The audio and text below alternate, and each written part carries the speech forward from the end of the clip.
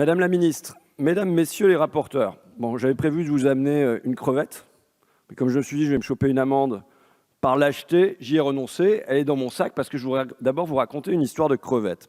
Une crevette pêchée en mer du Nord, sans doute aux alentours de Oslo, et qui traverse 12 frontières, le Danemark, l'Allemagne, les Pays-Bas, la Belgique, la France, l'Espagne, qui passe par le détroit de Gibraltar, qui arrive à Tanger, donc elle allait fait 3700 km, qui se retrouve là-bas pour être dépiotée à moindre coût par des femmes qu'on surnomme les femmes crevettes, non pas tant à cause du fait qu'elles n'ont pas de salaire minimum et pas d'horaire maximal dans leur zone franche, mais du fait de l'odeur qui s'attache à leur travail et qui leur vaut une ostracisation.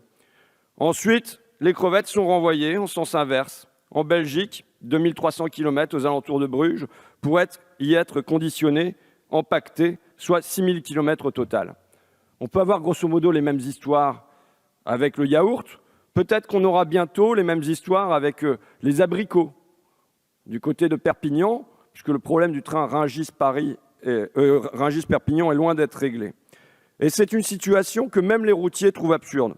Je me trouvais sur l'aire de Passy, qui est entre Chamonix et l'Italie, et il y avait Jean-Claude et ses copains routiers qui dégustaient leurs gamelles et qui me disaient « Tous les mercredis, je fais passer des bêtes. Je les amène des Pays-Bas jusqu'en Italie parce que les porcs sont nés aux Pays-Bas, mais ça permettra de les appeler là-bas jambon de Parme et d'avoir l'étiquette Parme sur les tranches qui, elles, repartiront vers le nord de l'Europe. » Venant des routiers, je m'attendais à un autre son de cloche, je m'attendais à ce qu'ils défendent leur boulot, mais même à eux, bien souvent, ce travail devient absurde lorsqu'ils me disent, dans les deux sens, donc entre l'Italie et la France, on charge des bobines de papier, le même grabage, le même poids, on ne comprend pas, et pareil pour le transport de bois. Les conséquences, elles sont visibles par exemple pour Fernand qui habite à 2 pas de là, je l'ai dit à Chamonix, et qui voit dans son jardin, lui qui a été guide de haute montagne, qui a connu tous les monts, qui voit d'abord les arbres changer, les épicéas s'assécher, et qui voit aussi les Alpes, dans les Alpes, la mer de glace reculer de 30 à 40 mètres par an. Des lacs se former là où auparavant il n'y avait que de la glace. Évidemment, on peut transformer ça, ce ressenti de Fernand en statistique. C'est quoi? C'est d'après le livre blanc pour l'Europe, il était impératif, nous dit-on, de parvenir à réduire les émissions de gaz à effet de serre d'au moins 60% par rapport à 1990 dans le secteur des transports. Mais à la place de faire moins 60%, on a fait plus 35% depuis 1990. Et le même fossé se dessine pour l'avenir, puisqu'il s'agit de diviser par 2, on nous dit, sous 20 ans, les émissions de gaz à effet de serre. Or, la prédiction serait de plus 45%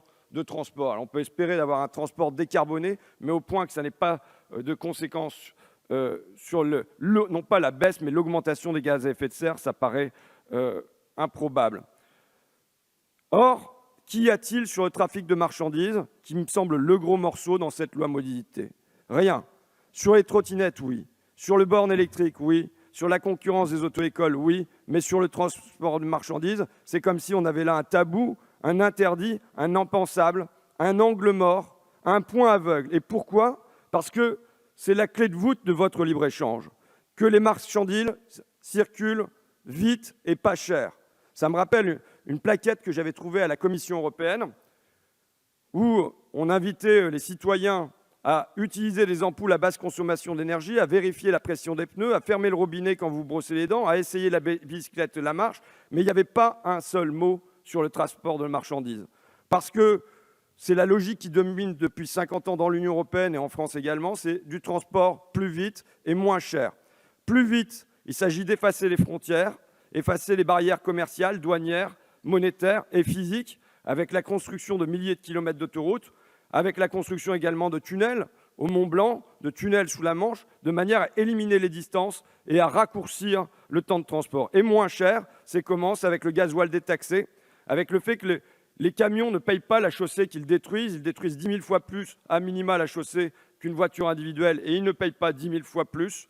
C'est avec le passage de 38 tonnes à 44 tonnes, avec la délocalisation du transport international vers du transport roumain ou polonais qui va manger sa gamelle dans sa cabine plutôt que d'aller manger dans les restaurants routiers et sera payé 700, 800, 900, 1000 euros grand maximum, avec le passage à 56 heures également de la durée hebdomadaire de travail. Et surtout avec le fait que la pollution est gratuite. La pollution n'est pas payée par les grandes entreprises de transport. Ça a contribué à casser le ferroviaire, qui a été divisé par 3, dont la part a été divisée par 3 en 30 ans, et dont en valeur absolue, depuis l'ouverture à la concurrence au début des années 2000, on a une division par 2. Quel est l'enjeu? Pourquoi il ne faut pas augmenter le transport? Parce que, je l'ai dit, c'est la clé de voûte de la mondialisation. Parce que c'est ce qui permet aux multinationales d'effectuer des économies d'échelle, là, pour le continent. Comment, par exemple, Whirlpool, demain je serai encore sur le dossier WN qui est le successeur de Whirlpool, mais Whirlpool a pu d'abord délocaliser le lave-linge vers la Slovaquie, le sèche-linge vers la Pologne, même si les marchés de consommation demeurent dans le nord de l'Europe. Pourquoi? Parce que le temps de transport entre la Pologne, la Slovaquie et le nord de l'Europe coûte fort peu. Et donc ça leur permet ces économies d'échelle. Ce qui fait qu'en 1989, on avait 38 usines Whirlpool dans la grande Europe.